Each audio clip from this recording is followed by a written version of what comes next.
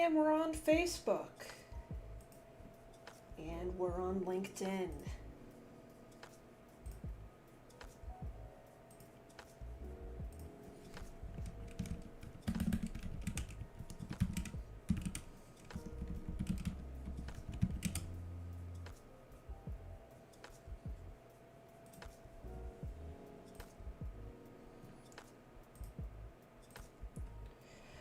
Okie dokie, I think that's gonna do it. I think we're ready, I think we're live, I think that we're living our best lives. I think we're also very pretty. Oh, I forgot I'm gonna touch my friend. Alright, now we're live, and now we're pretty, and now we're ready to get the show on the road. So, I have promised you all, and I will deliver, me bullying myself and my own website. But first, I found this interesting game on Steam, and I thought that we could all kind of play together. It's called Bresty's Retirement. It's supposed to be a game that just hangs out at the bottom of your screen while you're doing other things. So let's give it a shot.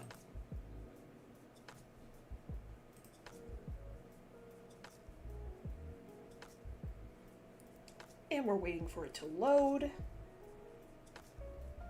Oh my gosh, that's my friend Jen. Everybody, my friend is in the chat. Right now we're playing video games. What's the opposite of what I said I was gonna do? And here we are doing it anyway. And here we are waiting for it. I sure do love waiting. It might be my favorite part of playing video games. That's on the wrong screen. Oh, and it also has noise. Cool, fun, cool. How do I edit settings? I don't see the settings, and it upsets me. It's on the wrong screen.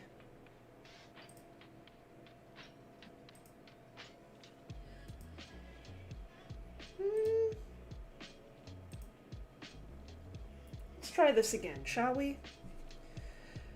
I am sure somewhere in here it will allow us to control which screen it pops up on. If this doesn't work the way that I want it to, then everybody should blame my friend Alex, because he was the one who showed me this to begin with. So if it doesn't go the way that I want it to go, it's his fault. I wonder if I need to go to my overall Steam settings. Settings! I should not have this on my main screen. Uno momento, por favor. Interface.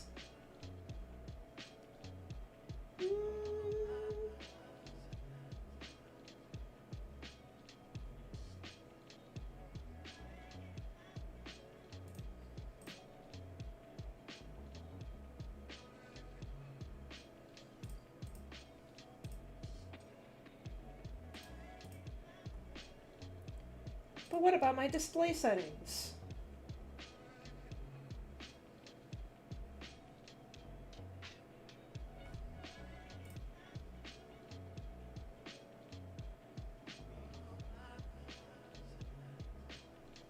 Well, they're not here, folks.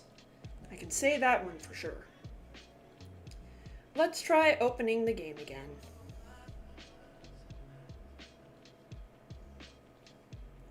Okay, this time it popped up on top of what I'm doing on the wrong screen.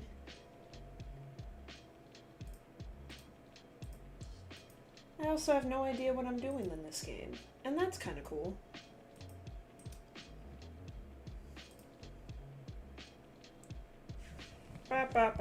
See, what I thought, here's what I thought. What I thought is, hey, it would be fun if we just started this game together. So I had every opportunity to just get started with this game before I went live. And I chose not to. And ain't that just the way? Settings! There we go, I found it! Graphics. Swap monitor. We did it. Kinda. Swap monitor. There we go. Here we go, guys. Okay, so now we have it on the right screen, and you guys can see it, and I still have no idea what I'm doing. But the fun part is that I can have this going down here and still be doing things up here, and nothing could possibly go wrong. So, let's get started. I was told by my friend Alex, who is to blame for this, make no mistake, that this was just a fun idle game, meaning sometimes you interact with it, sometimes you don't. Okay, so now that we have it set to the right screen, let's see if we can start a new game.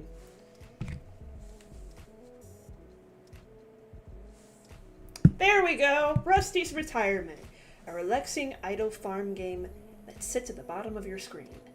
Let's start a new game.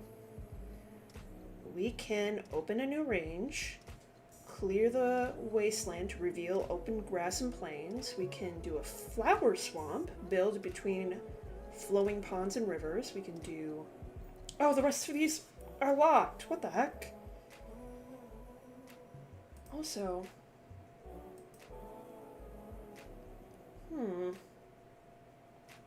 Okay, let's go ahead and create this.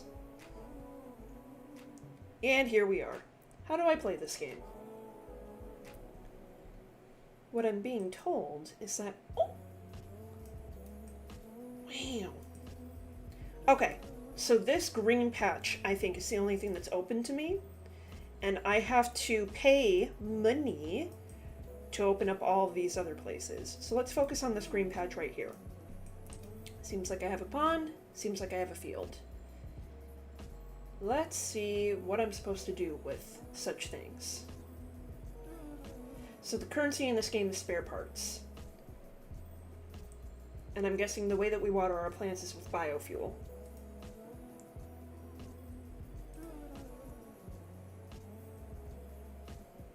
Can we move, Rusty? Hi, Rusty. Hey, that thing moves. I can gain money from moving this. Wow. Wow. Alright, let's try buying some wheat. Oh! Okay.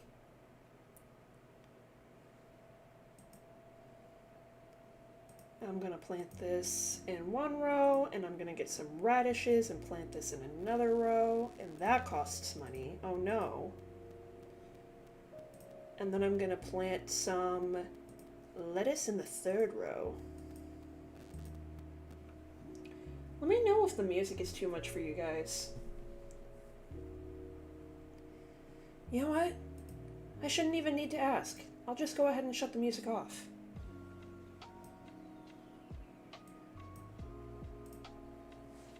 Okay.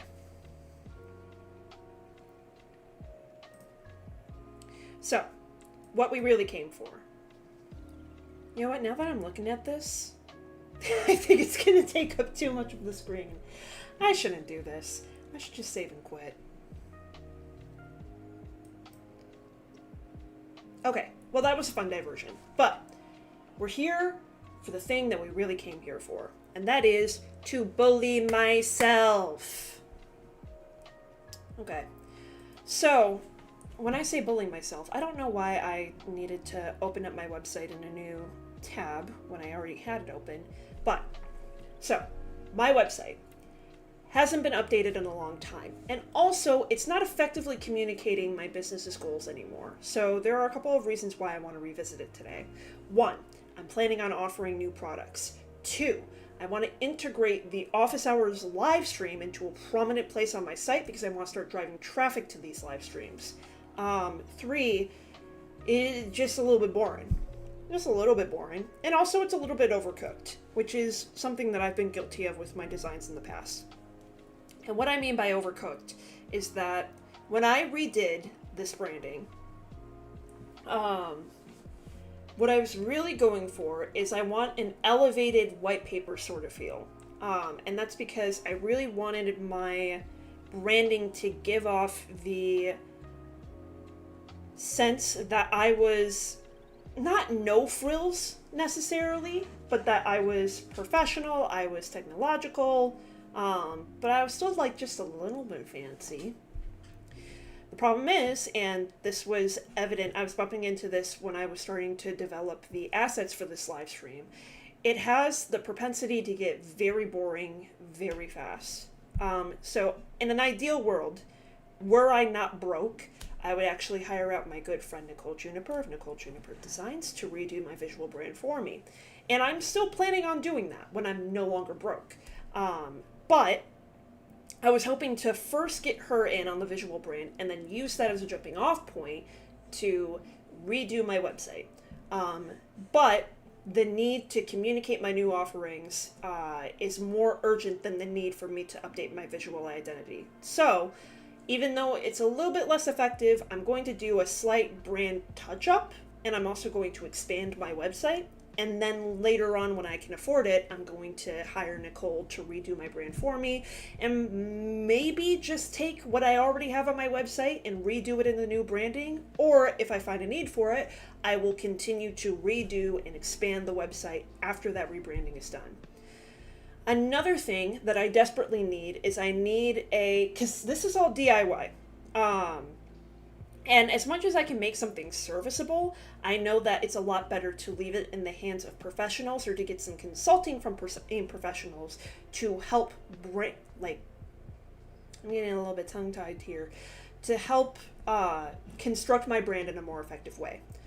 For instance, one of the things that I really need to do is I do the thing that I feel like all business owners do when they start out. They just list their services, but they give no guidance or direction or instruction for how a business can utilize those services, which is especially important when it comes to like marketing or web design, because a lot of times people come in with little to no understanding of what actually goes into not just building a website, but making it effective. So when I list that I make SEO optimized websites, okay, well, what does that mean? What I need to explain to the client is that I do a small sliver of SEO optimization. I don't do any research. I don't really try to use your branding guidelines or look at your business and think, wow, I really think that these specific search terms will do well. And I don't offer any like paid advertising strategies. What I do is I take my best guess without any research as to the words that are most strongly affiliated with your business, depending on the materials that you give me, and I use those words in key places on the website.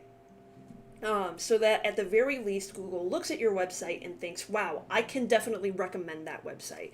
Am I going to recommend it to the right people? I don't know. But I definitely can recommend it.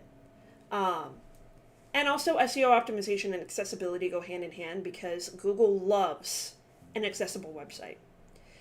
But that's another thing, is that I list that my websites are accessible, but what does that mean? That's something that oftentimes I have to figure into the initial consult of, I make sure that the colors that we're using on the website are WCAG compliant. I make sure that the fonts are also WCAG compliant so that people with dyslexia or people with other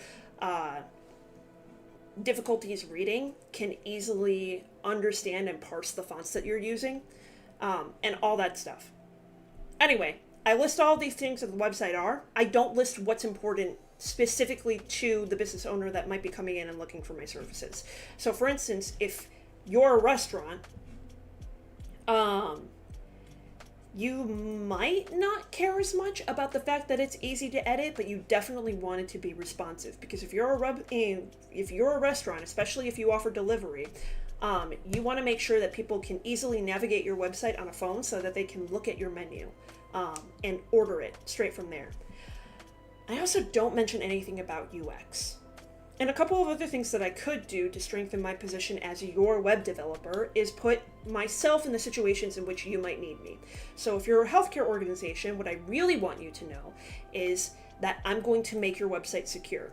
I am familiar with FDIC guidelines for financial websites, and I'm familiar with HIPAA guidelines for healthcare websites. So I'm going to make sure that I'm advising you as best as possible to avoid posting PHI on your website so that you don't get dinged by, I forget the government agency that oversees that, but so that you don't get in trouble regarding those HIPAA guidelines.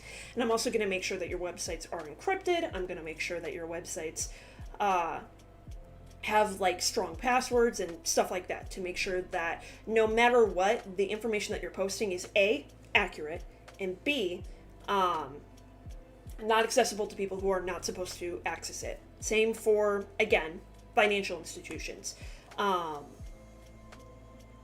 So what I could do is something similar to what me and my good friend Julie Nichols of Julie Nichols Marketing did on a recent website called You're a Numbers Person, where we're really putting people in those scenarios.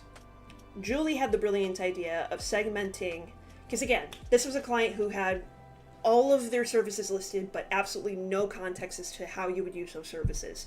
So the way that Julie made it easier for a client to picture themselves in here is that she grouped them into 3 different packages. And she said this package is ideal for businesses with a recurring revenue of 400,000K. Businesses with a recurring revenue of 1 million. Businesses with a recurring revenue of over 1 million. And then she lists out all of the things that this particular company offers. So that's something that I would love to do with my website. So I know I'm going at 100 miles a minute, but a couple of the goals that we're going to do in auditing my website today. A, we're going to give it a redux. Or a light rebrand, meaning we're not going to change many things, but we're definitely going to expand it a little bit. And we're going to be a little bit more specific about it. Another thing is that we're going to take a heavy look at the content and see how it can be restructured. We're also going to update it because as much as I've tried to keep up with my offerings, this isn't entirely accurate. For instance, custom reporting. I really don't offer that. Once upon a time I did, but I just don't want to put up with that. And also, the way that I list graphic design is a little bit misleading because a lot of people come to me and they say, hey, can you do my branding? And I'm like, technically yes, but you're better off with a branding expert. So I might just take graphic design off of it altogether. Because really, what I want people to do is I want people to sign up for a WordPress website setup, and I want them to sign up for hosting and maintenance. And also I need to carve out a section of my website that will show my library of digital tools that I'm developing right now, like the web app consultation, or the web consultation app that we've been working on for the past couple of months, or like some quick and dirty automated Excel sheets that I could start offering online. So, lots to do, very little time. And also, last but not least, I gotta do something about my portfolio. This portfolio is just garbage. It's garbage. We could do so much better, folks. Anyway, let's get started. So, the first thing I'm gonna do when I get started with redesigning a website is I'm going to take like my most recently launched website. In this case, it's Widowhood Recovery. Congratulations, Widowhood Recovery, on the launch. And I'm going to duplicate this Figma file because it already has a lot of the automations that I really wanted to have. So I'm going to dupe it and then I'm going to clear it. So let's start with duping it.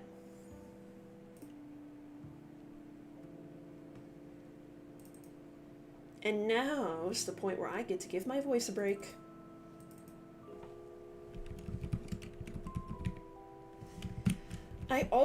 I've been waffling back and forth between rebranding from Sonder Studios to Sonder Web Dev. My legal name is still, my business's legal name is still Sonder Studios. And like my main email is Sonder Studios content, which really just makes less and less sense by the day. But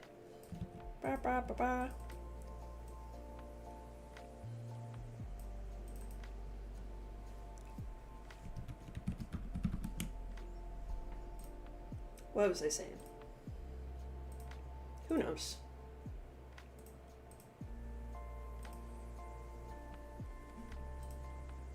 Yep, it's gone to me now. All right, I'm gonna go ahead and get rid of all this stuff that doesn't have to do with me. Yoink. Oh yeah, I was talking about my business legal name. Yeah, back in the day when I started this business, I thought it was going to be an all-around digital marketing and content powerhouse. So I even used to offer shit like video editing and stuff like that. And I had no business doing that. I was at best an amateur.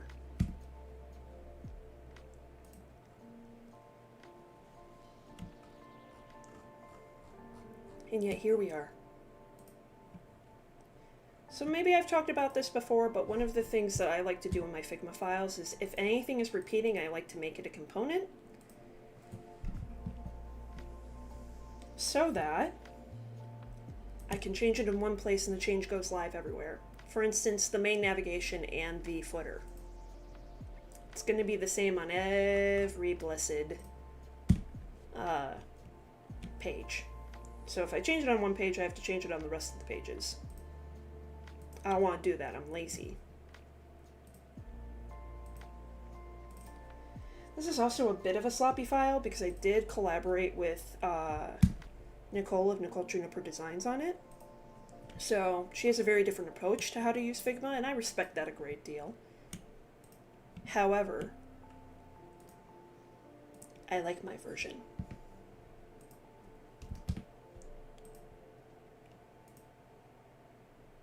Oh, I need to rename this file. I need to rename it.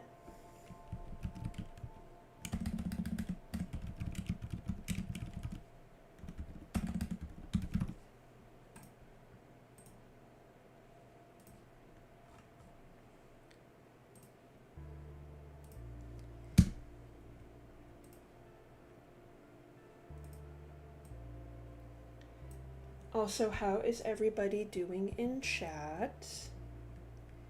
Tell me about your day. Tell me about your plans for... Sorry, got a bit distracted. Tell me about your plans for 4th of July. Do you think that we have anything to be proud of? Do you think that we as Americans have anything that's worth celebrating this 4th of July? If so, change the subject. Because I don't want to talk about that.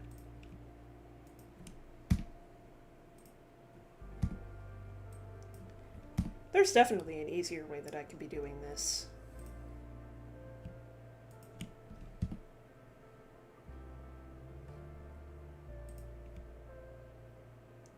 I don't want to get rid of my guidelines. Guidelines are life.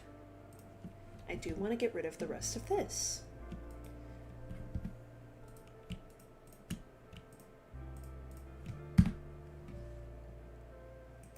And then I'm going to get rid of the rest of these pages, because by and large, they will not be applicable to me. When I first made this website, like way back in ye olden days, I also was of the mindset, like I had picked up some very bad ideas from a, whatchamacallit, from an agency that I was freelancing for at the time, thinking that the best websites all took place on one page. That is not true. Sometimes it can be true. Most of the time it's not.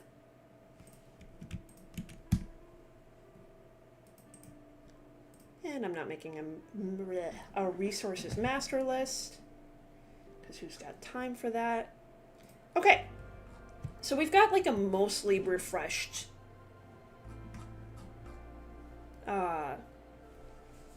Figma file here. And I'm definitely doing things out of order, because usually before I even create a Figma file, I would look into like what my competitors are doing and make decisions based off of that. But I also want on the screen to kind of give a brief overview as to my process when I'm tackling a web design project. So in the spirit of continuing to bully myself, let me tell you about what I don't like about my own backend, and let me compare it to the template that I use that I start with most clients on. This template is ever changing. It's always improving with each new client. And it's definitely a far cry from what I did when I first developed this site. So first off, let's look at my plugin loadout for this versus my template. Someday when it loads, we'll have a grand old time.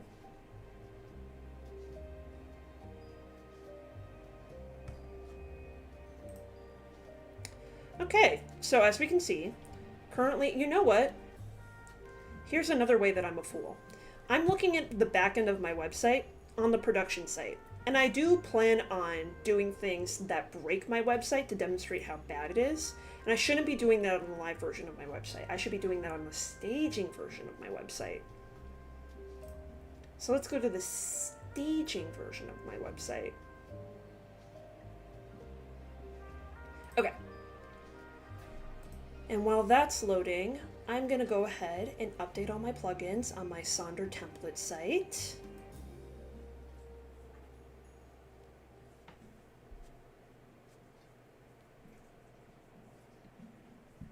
If you're just joining chat, say hi.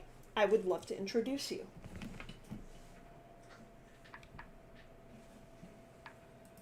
Okay, let's look at the embarrassment that is my website's backend. First, let's look at my loadout, my plugin loadout. First off, so much of it is out of date, which is just phenomenal on my end. Second off, here, now I'm gonna leave it out of date. I'm not going to escape the embarrassment. So, every website should have some sort of SEO plugin, because even though SEO is a losing game, it's still a good idea to have the ability to, A, either index or de-index your website. Give me just a moment. I've got a friend trying to reach out to me. It's my friend Cassidy of Cassidy Hicks Design. Hello, Cassidy of Cassidy Hicks Design. She says that she is in chat.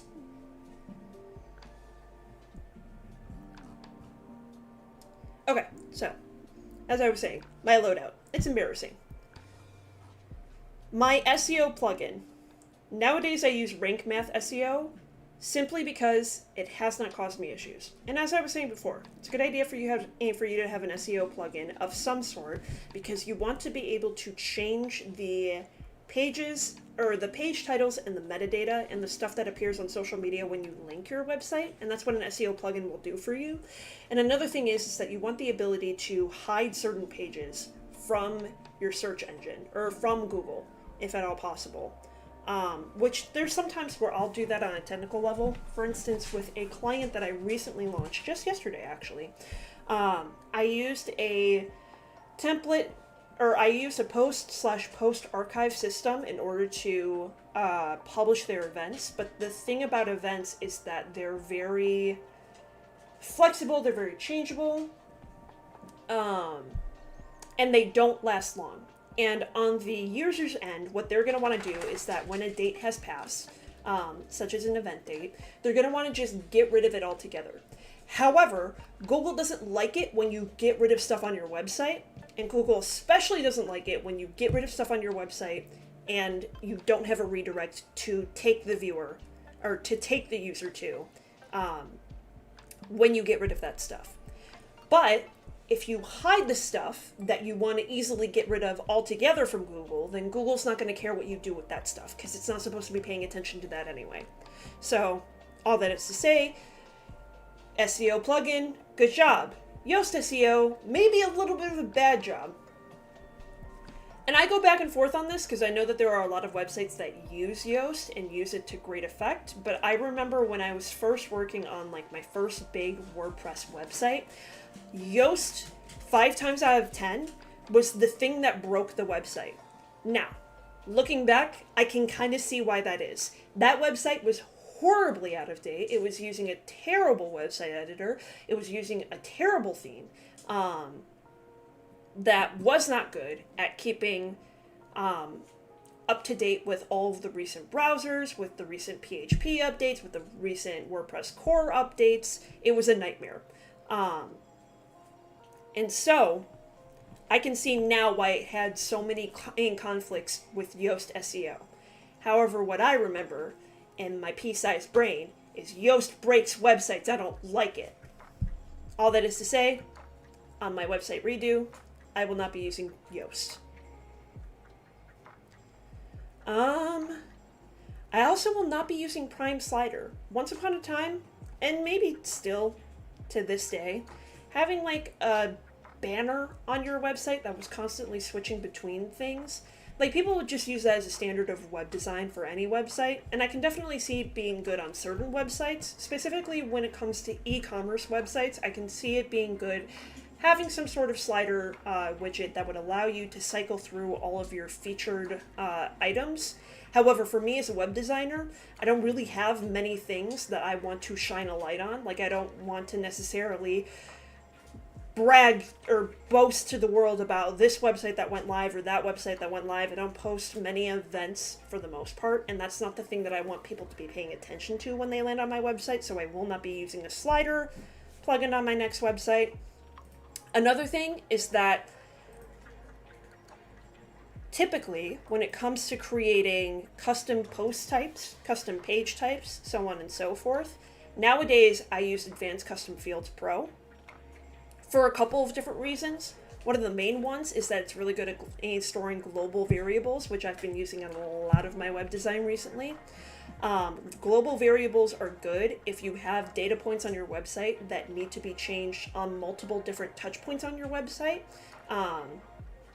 So you can change it in one place and it'll go live to all of those touch points without you having to go in manually to every page and update them. So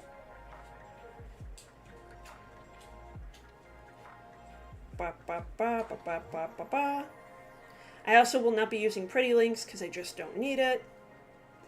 Or media library folders. It's just a way of reorganizing your media files. Yeah. Anyway, what I used on this website was, I used Formcraft too. That's dumb. Formcraft is just like a plugin that allows you to add a form to your website, but Elementor comes with that built in.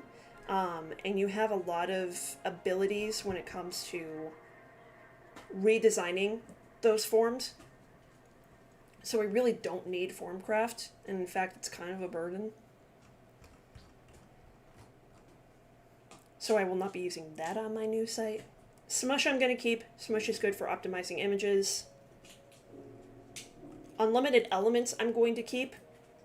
Unlimited Elements I may keep. The cool thing about Unlimited Elements is that you have the ability to create custom widgets, which depending on the project, especially for like really, really big projects, that's a really good thing. So for instance, with this client, I don't know if they're still using the stuff that I built out for them, but one of the big asks that they had, actually no, not this client, a different client.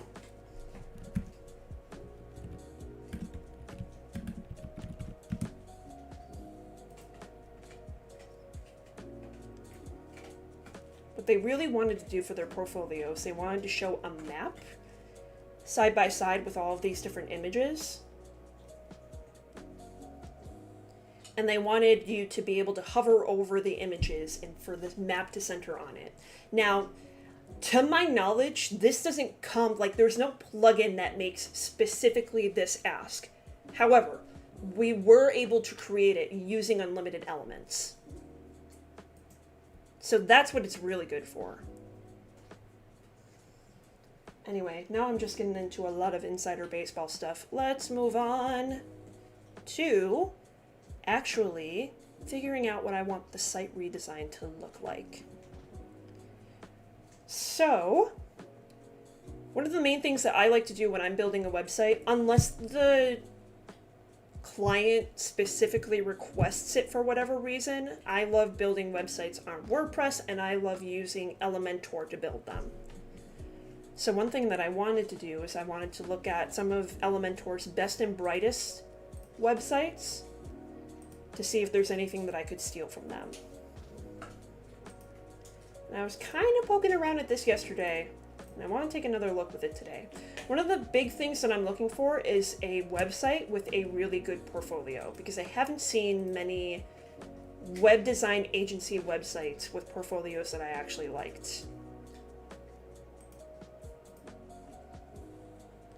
So,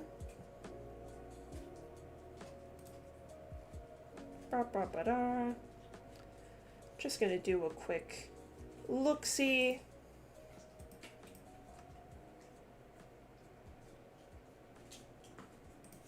I think I was looking at this yesterday too. That looks cool. Yo, I freaking love octopuses. Okay, for now, that's enough. So I've noticed on a lot of websites recently, this like circular text is really popular. And it does look cool because it kind of looks like a stamp. And it's an interesting way to display text. I also feel like it's just a rehash of like old logos that used to be like more circular. And logos that are more circular tend to be less modular as well. Like for instance, if you have and this isn't a logo, but now I'm just going off on something. For instance, if you have a logo that's like, oh, I wish I could show you the old version of a client's old logo, but I don't know if I'd be able to find it anywhere. I might be able to find it on Google.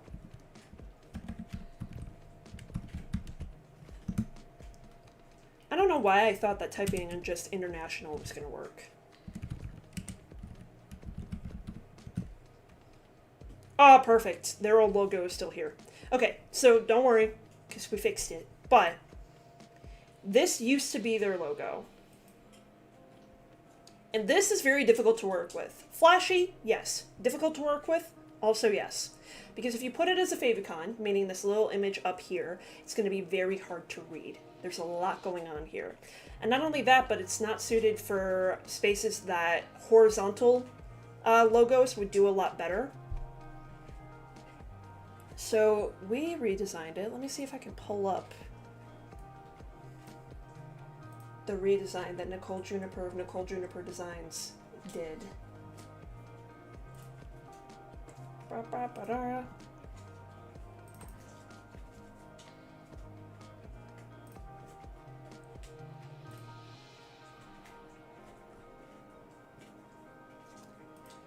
I don't have it in a good place.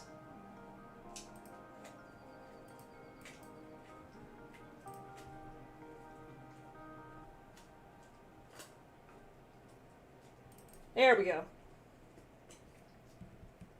So, Nicole mocked it up in a couple of different ways that could work in a couple of different scenarios. For instance, you have this great primary one where it's just the icon and it's just the acronym for the business, IRM. And then you have a more extended one, which might work better on stationery, it might work better on a business card. And then you have just the icon, which works great as a favicon. So when you make a logo, make it flexible. Anyway.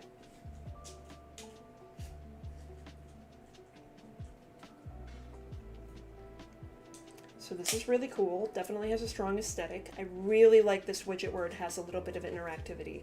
Another thing that I want to get away from when I'm redesigning my site is, you guys probably saw, it has a lot of animations.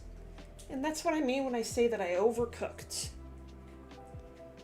Wow, it's a lot of animations. Sure makes it look like I know how to use animations, but what else do I know how to do? Who knows? So many animations. Wow. More animations does not mean better site. It's the point of it. Animations with interactivity, intentionally put, love it.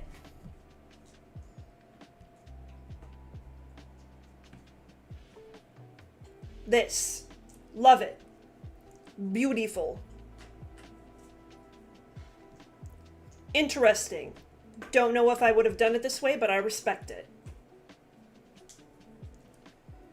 What does this safe exit button do? Oh! That's cool. Okay, so from what I've gathered from this website, it is a advocacy group for survivors of SA. And let's say that, unfortunately, you might still be stuck in a situation where you're with a very abusive person in your life.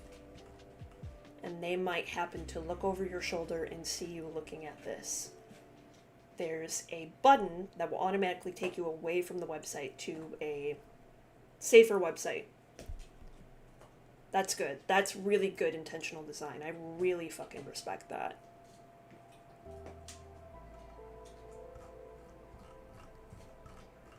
It's got a lot of good ideas. I especially like this. This might be good. I especially like this. So I'm gonna snapshot it and add it to my mood board. Thank you, Cassidy. I agree. I do think it's an awesome feature.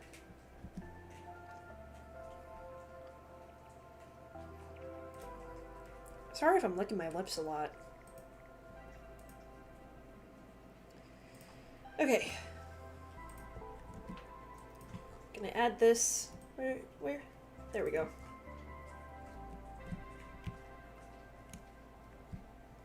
It's off center. I don't like that. Nope. There we go. And then I'm just gonna add text. Link.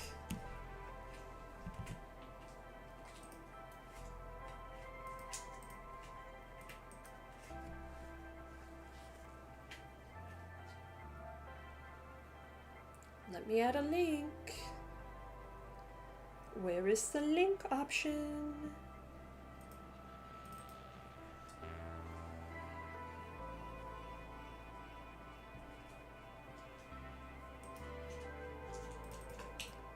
I know I can add one.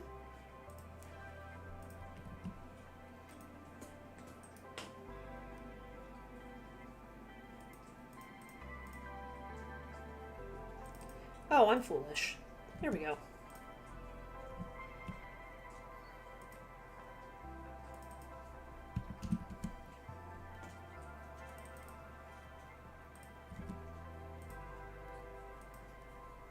Okay, moving on. This is bold. I'm also a sucker for side navigation. That's a good nav. Although, where's the X icon? Here's my worry with this. It's cool, it's bold, it's interactive, it's subtle, surprisingly. However, I can very easily see this getting dated very quickly.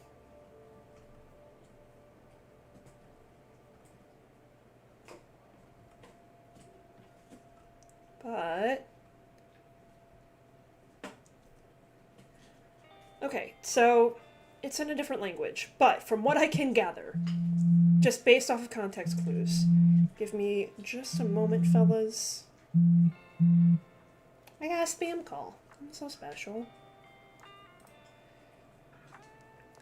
I would love to do this, like, logo on top of graphic sort of image. However, usually this is popular when it comes to package/print goods. And it's very popular if you are a branding expert and what you want to advertise is the fact that you redid their brand. If I were to do something like this, I would kind of have to trust that I'm coming into a project with good branding, which I'm going to be honest, I don't always come into a project with good branding. So if the focus of it is the branding, meaning the logo, then I'm giving people the impression that this is what I did, and that's not always true.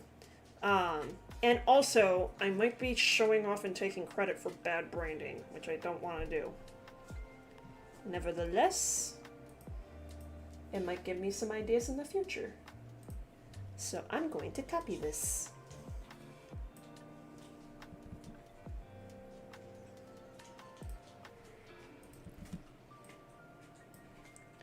And I'm gonna link it. Links, links, links. If you are just joining the chat, please say hello. I would love to introduce you.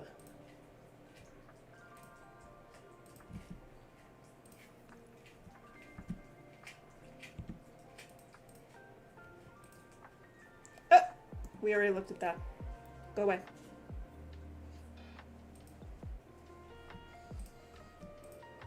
Stun it.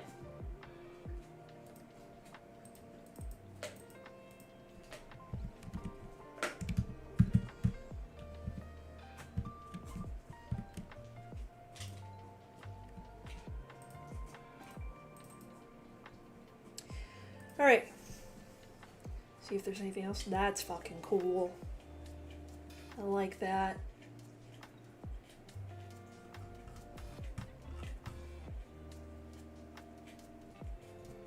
Anywho. Wow, fancy cursor.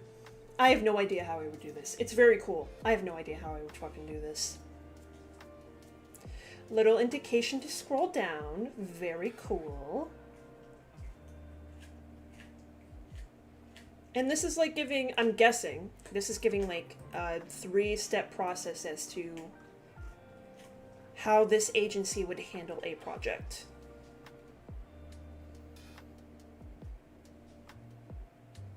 That's cool. What the fuck? That's cool. Alright, fellas, it's going on the board.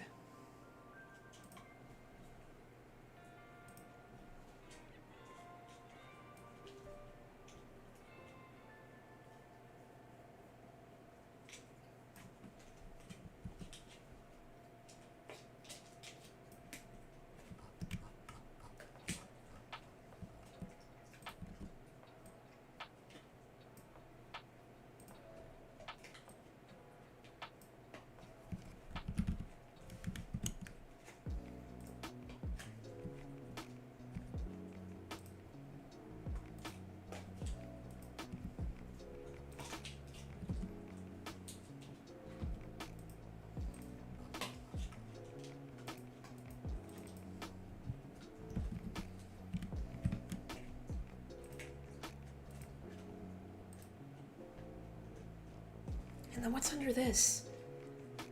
That's fucking cool. Okay, but again with the circle. I just feel like that's gonna fall out of fashion real quick. But what do I know? I'm such a sucker for overlapping elements. That is also cool.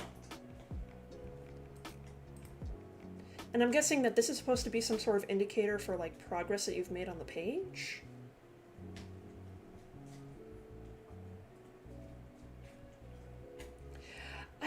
I've seen this, and it's interesting because me and Cassidy were actually reviewing different graphic design websites, and we saw like a lot of this big scrolling text, and I just don't know how I feel about it.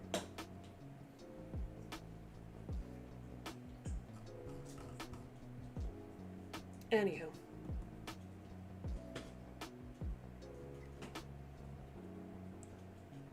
Wow, cool cursor.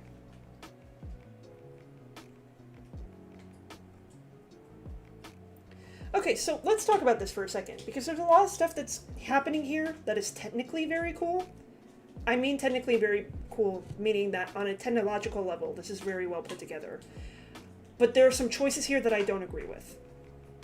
First off, this header and this footer being just black with no outline, A, makes the page very busy, and B, depending on the photo that they're putting together in this slider, if it has a very dark background, it's going to be very hard to read this text. It's not going to be WCAG compliant, it's going to be frustrating to people.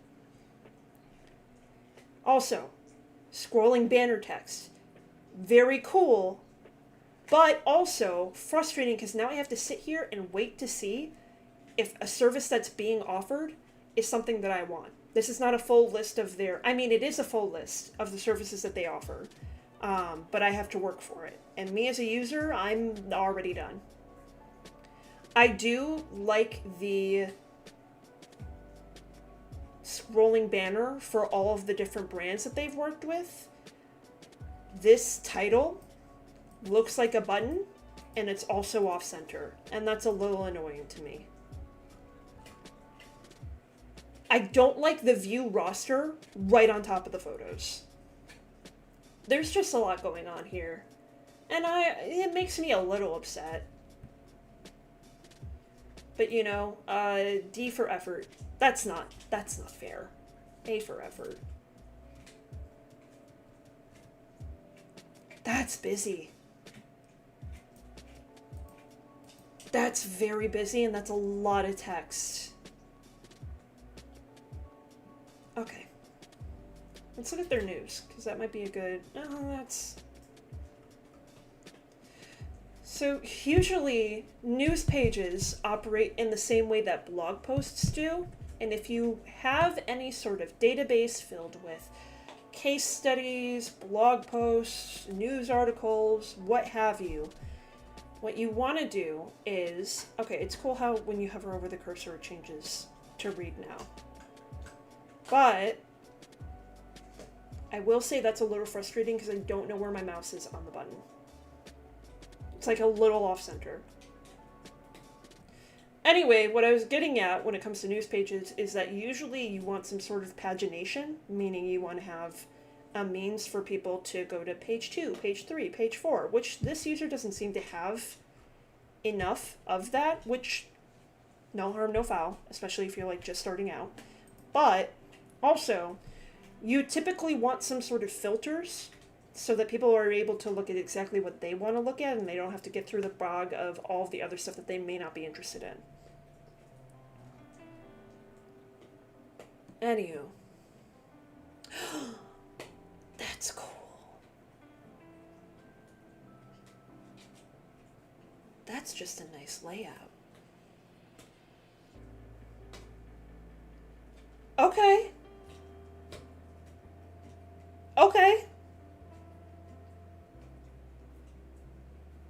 I don't hate this. I actually think it's very cool. What I worry about for my specific audience is that it might be a little overcooked. Like, this might be overwhelming to the average small business owner. And even if it's at the detriment of a very well-designed site and a very cool website, which I'm saying that this is very cool. Like, this text is legible, and no matter what the background image is, I'm not having difficulty reading these options. I think they did this in a very smart way. However, cool cursor.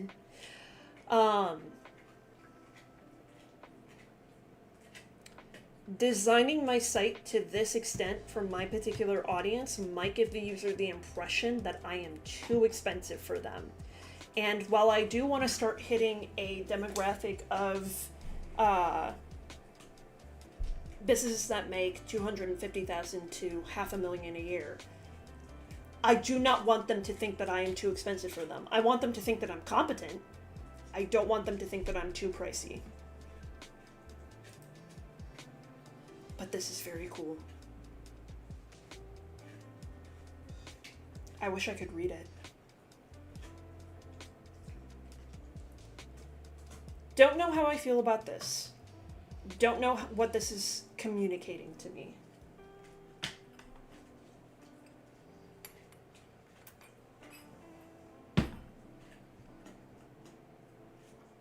That transition is cool. How do I get to the old section? Okay, so this is an example of this is very technologically impressive, but to what end?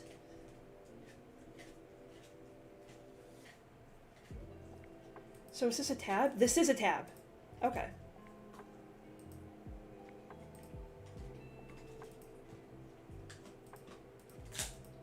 You know what I've always wondered? Like, sometimes when you go onto these websites, some of the stuff will be in a different language and some of the stuff will be in English. And, like, what's up with that? Is it that this is the... Why put this in English when the rest of your website is what this language is? You know what I'm saying? Just a curiosity to me. Ooh. Okay. One thing that I really love about this website is that they have color contrast nailed down to a T. I don't know how legible this font is for somebody who has trouble reading, but like I am not at a loss for where these words are on the page. Okay. I said I wanted interesting portfolios, and here I have interesting portfolios. What's going on the board?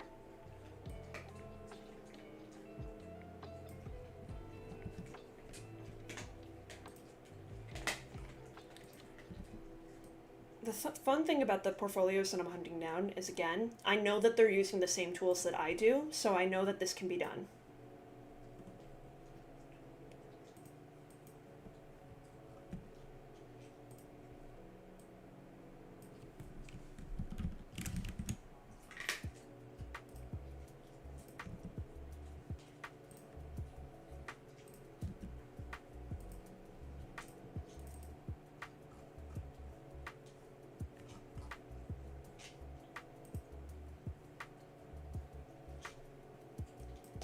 Huh. Okay, I'm guessing this is a standard about page. I think some of the spacing on this is wonky, but otherwise, very cool idea. Yeah, very interesting website. And then there's this, and this is a lot.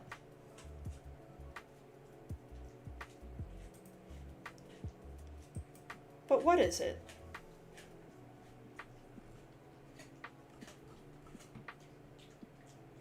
Ooh, the text switches. So one thing I'm trying to keep in mind as I navigate all of these websites is, especially for the websites that are in a different language, can I easily figure out what this website is offering me even without having spoken the language? And for the most part so far, I've been able to do that. For this one, I have no clue what I'm working at. I guess this is like an event. Maybe this is a venue or something like that.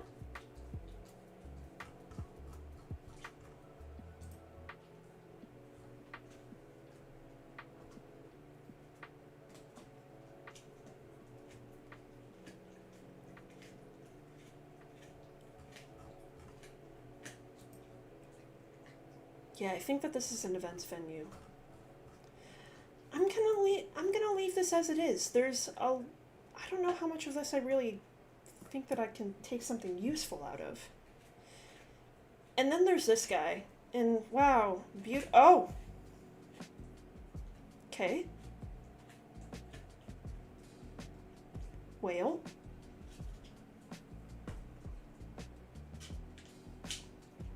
Very interesting.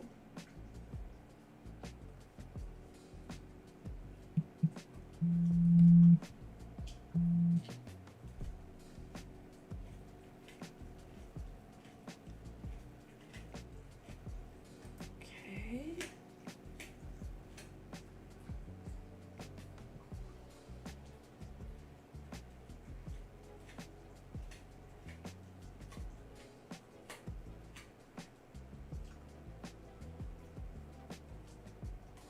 You know what?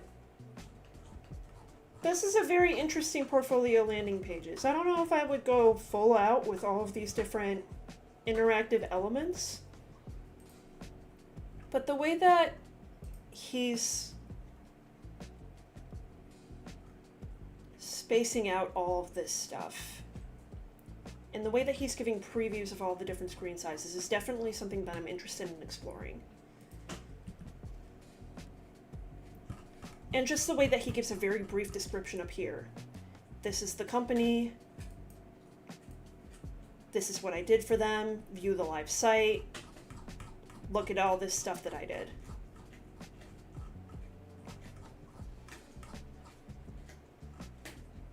Oh, and then additional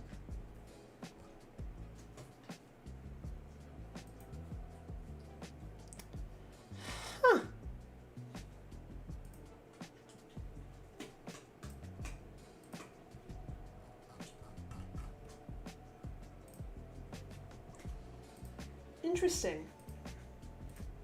Okay, so you know what's interesting is that I was talking about this with a client earlier today. The mail to link issue. So, when it comes to hyperlinking your email address on websites, you do what's called the mail to link, meaning this is the hyperlink. Mail to email@email.com. So, when you implement that sort of link, what the browser will do is it will pop up, or it will automatically open the default desktop app or the default email app on whatever device you're on, which it's very common for people to be signed into their email on an email app when you're on a tablet or a mobile device.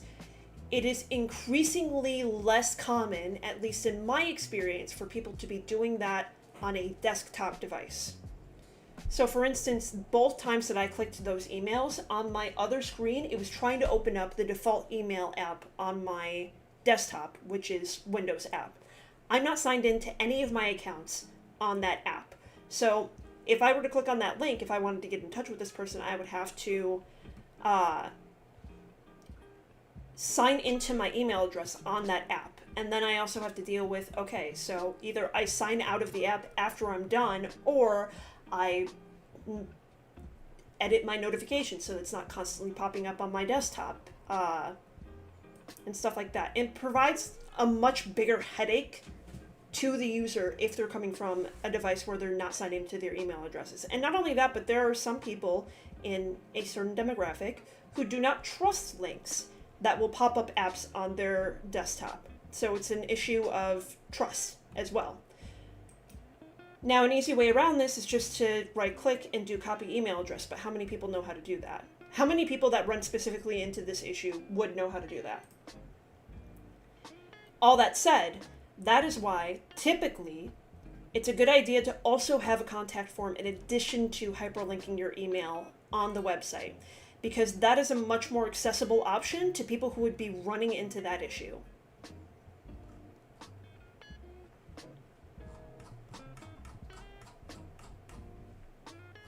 Anyway, this guy's cool. I like him. I'm adding him to the list.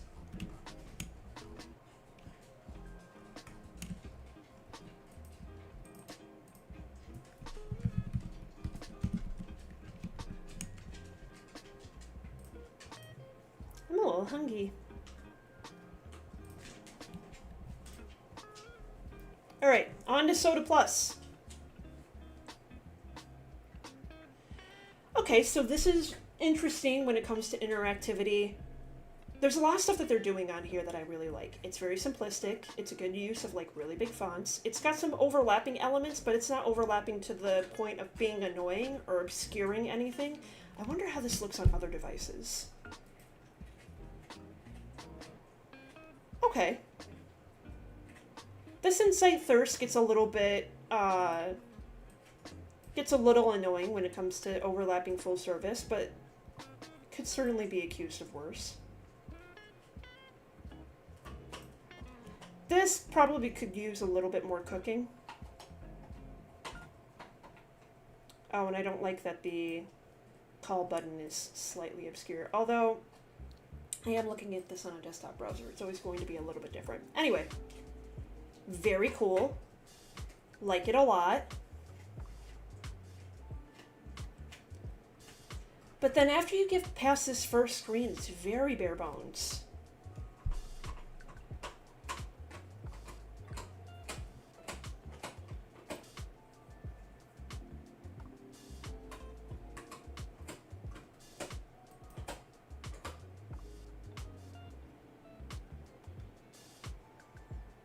What am I looking at?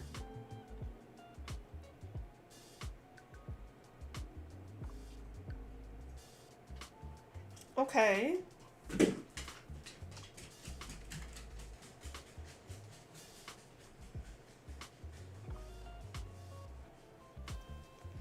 I feel like there should be something else here and or here.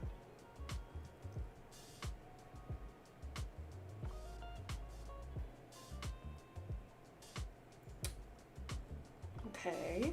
So they're kind of going into, because I'm assuming that this is a brand agency or a product design agency. So they're doing a full case study. They're walking you through the process of how they came up with what they came up with, not just giving a short description of what they did. Which, if you like reading, very cool. I like this. Or grab a soda with us. I like that. Okay. These are the last two that we're going to look at, and then I'm going to dive back into design.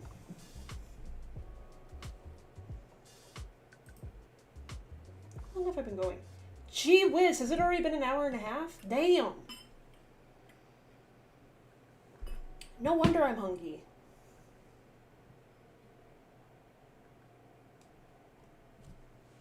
This, I think, is a lot closer to what I'm looking for. It's very simplistic. It's not overcooked.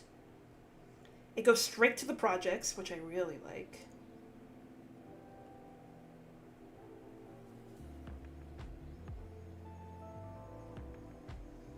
It's acting as a touch point for a lot of different... Oh, I like this. This is very cool. I almost wish that I could just steal this branding, because this is exactly what I envisioned when I was trying to rebrand Sonder, like a couple of years ago. Or, a couple of years ago. I think last year, actually. It just seems like a couple of years ago, because what is time? Am I right?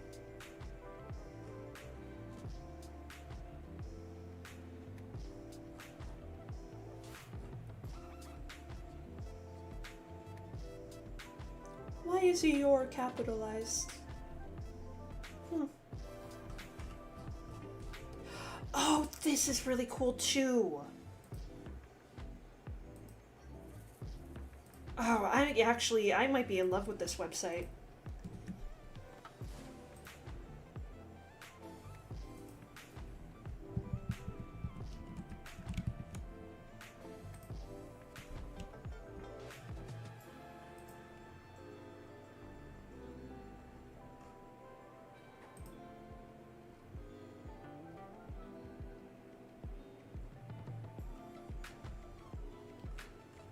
Yeah, this might be exactly what I'm looking for. Good job. Alright, last but not least, I want to look at an octopus. Look at this shit! Look at this shit, it's so cool!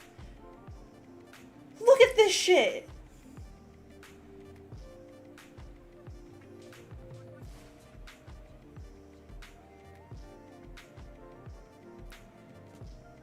Oh, that's cool. Look at that shit. Oh, that's cool. Oh, what the fuck?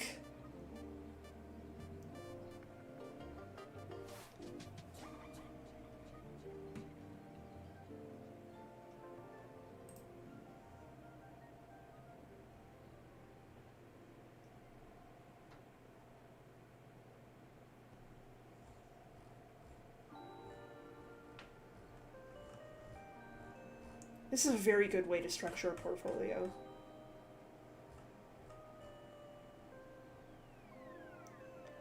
God, this is cool.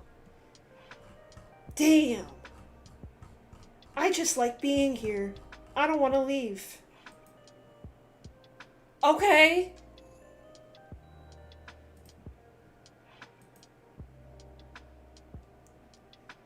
Look, that octopus is my best friend. That octopus is my best friend! She's going on the board.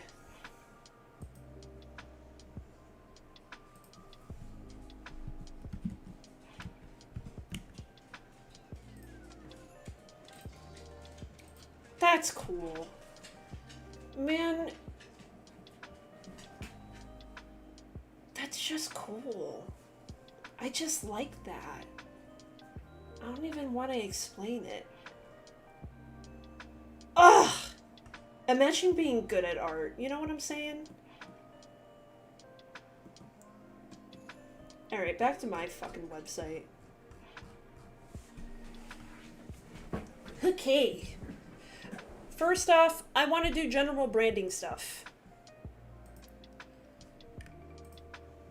And to do that, let's make fun of me like a little bit more.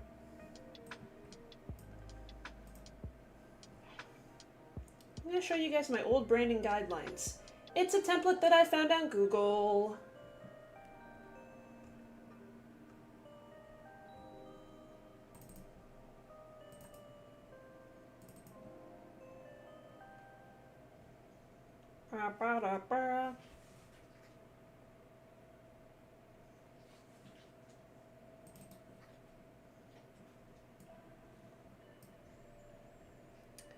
Wow, so pretty.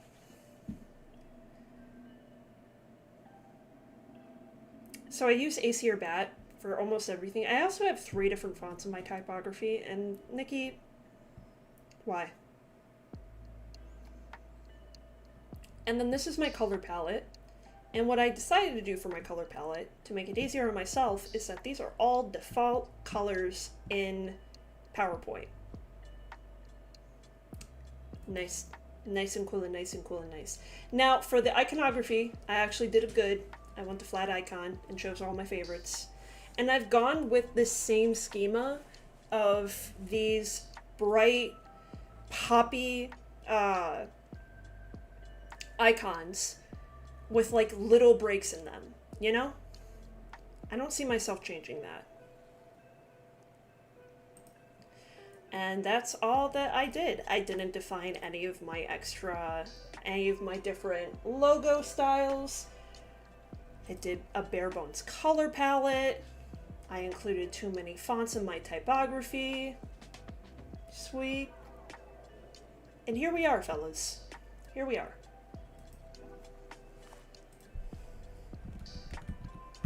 So let me not do much better by going to Coolers instead of going to a professional, because again, she broke. And I'm gonna input all of the colors that I already have and see how we can remix them. Or actually, I'm not gonna lie, this is kind of a cool color palette, but I don't know if it works. I'm going to add my blue and I'm going to add my yellow, because my blue and my yellow are featured prominently in a lot of places. And I do like my yellow.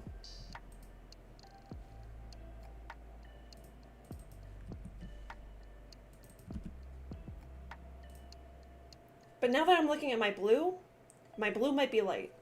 But it also might not be light. Because another thing that I found with my blue is that it does not show up well on print. It does not have enough contrast against black for print. So let's lock this in, and let's see what Coolers comes up with. Okay, no. Okay, oh, I like that green. I like this green. I'm also gonna come up with a new blue. This is what I've decided.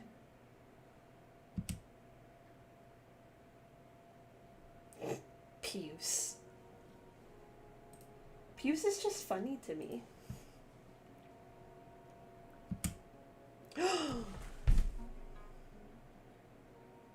That's nice. I like this blue, I like this orange.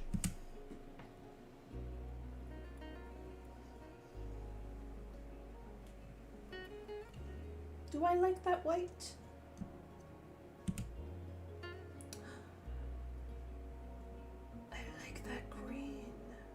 Oh, I wish I could use all of the greens.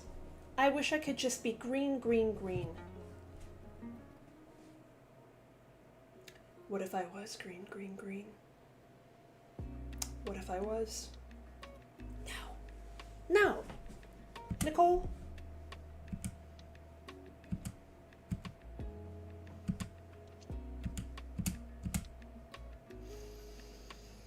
I like that green. Nicole, get it together. I guess guess that's all that Coolers has to offer me. So I like this as a new palette. I'm gonna run with it.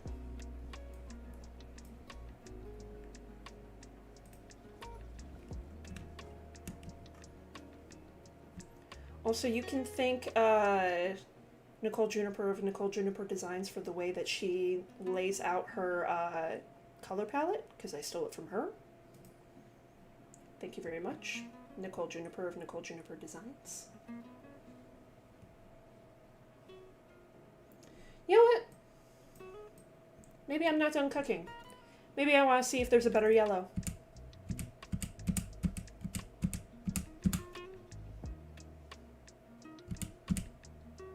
I do want to keep that. I like that off-white. Alright, give me a yellow. Give me a yellow. Ooh! Bob Ross would be so proud of me. No. Yellow, please.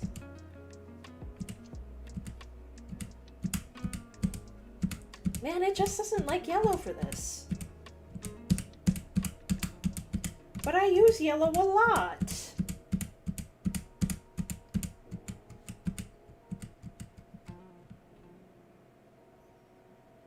I mean, I guess I can get rid of yellow. What's my color contrast looking like? Ugh.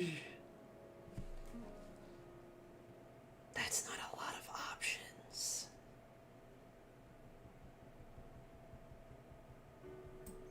These just don't match up with anything. They all just exist on their own spectrum.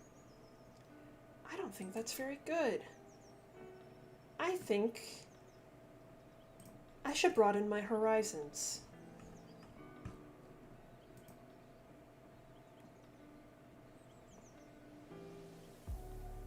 Oh, what if I was just green? What if I was just green, guys? See, this is interesting because it does offer a couple of different, like, it offers a nice accent color.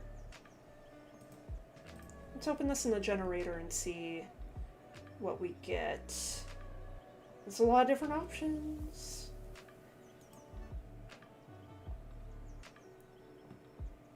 Although, it's giving I'm on a soccer team. It's giving I sell boats. I don't know if it's giving web design agency. You know?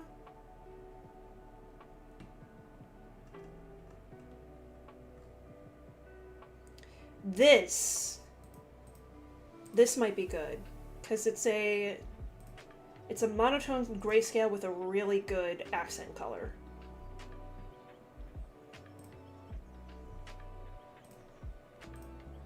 That's a lot of combinations. I'm thinking this is a direction that I want to go in. I'm thinking I like this. I'm also probably going to call it in about 10 minutes because we're hitting the 2-hour mark. And I hungry. And I also have emails to attend to.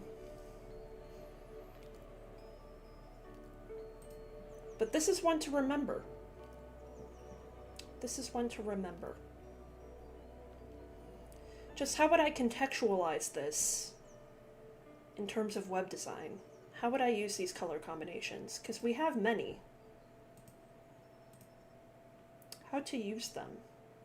It's got a little bit of Halloween in it too, and I'm not opposed.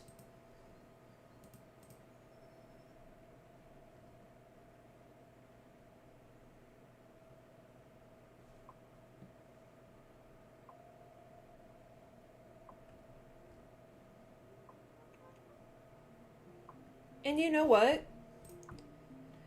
It's also, it has the ability to, I see the potential for this to be tech without being blue. And I like that, because a lot of tech companies use blue. And they also use grayscale. Which, yes, we're kind of using grayscale here, but not blue. So who knows? Who knows? I'm gonna save this.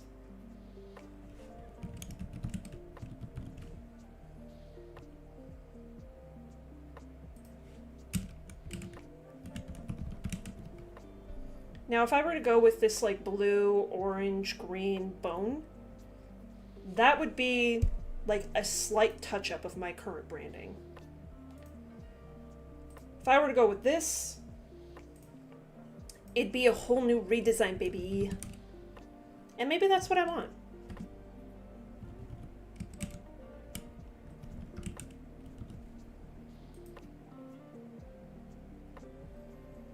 Okay, so we've done that. Let's take a look at some fonts.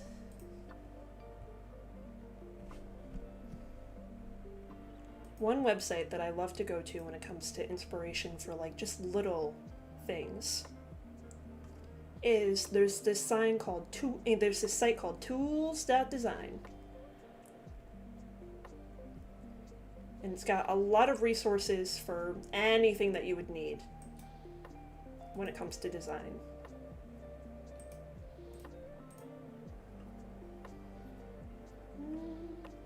So I believe last week we were looking at UX tools. This week, I want to look at some of the typography. Uncut is a cool place.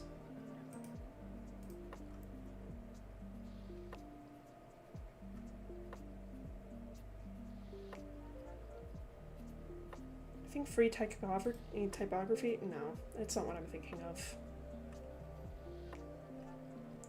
This is such a cool font. It's got like the little slant.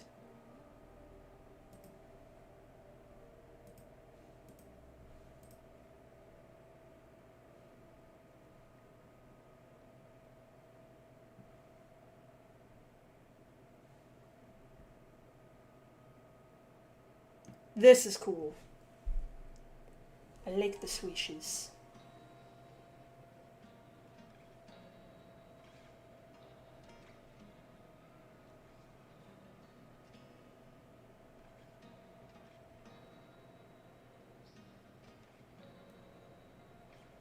This is nice. This is clean.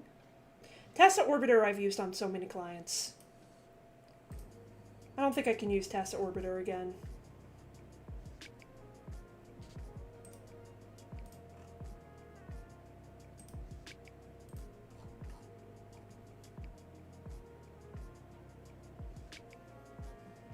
This is cool how it connects to the letters sometimes.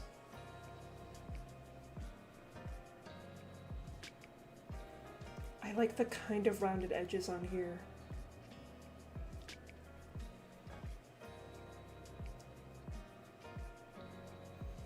So many choices. What do I do? What do I do? This gives me a headache. I don't know what to do here. It scares me a little bit.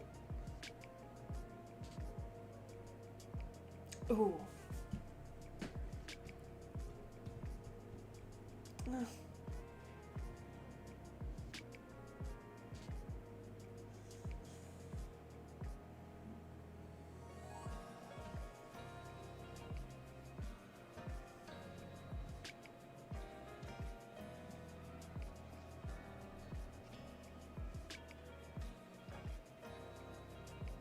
This might be nice. So I'm looking at all these free fonts, but one thing to also keep in mind in fonts is the accessibility to the client.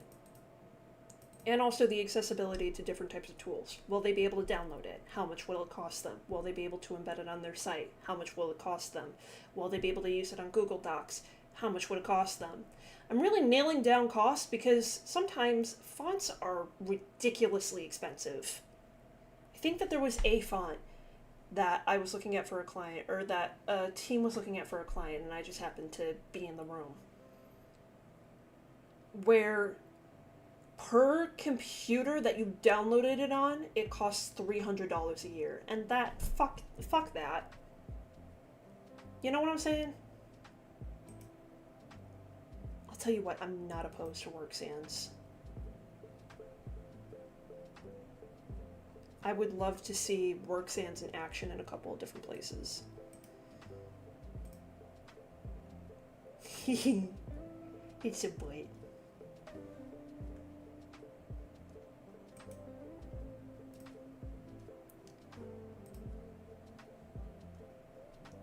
What I'm really looking at here are sans serif fonts, because those are modern, and I want to appear modern to my clients.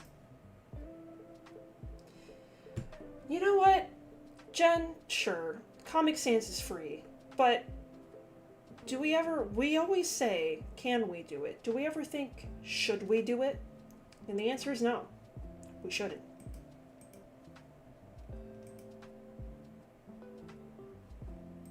Open Sans is already part of my typography. Oh, I do like Nevis. I don't think I've had a good opportunity to use Nevis before.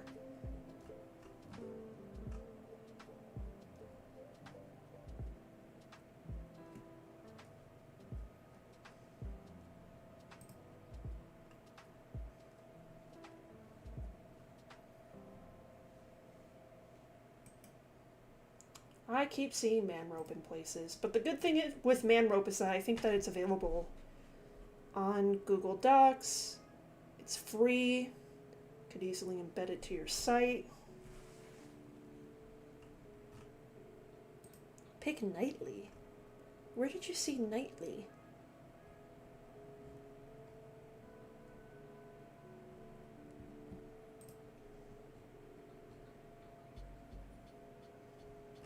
Oh, I mean, like, that's a fun font, sure.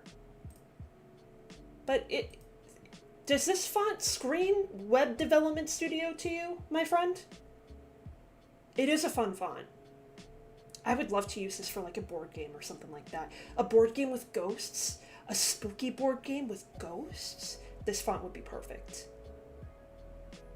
A spooky retro board game with ghosts? It makes its own money. What can I say?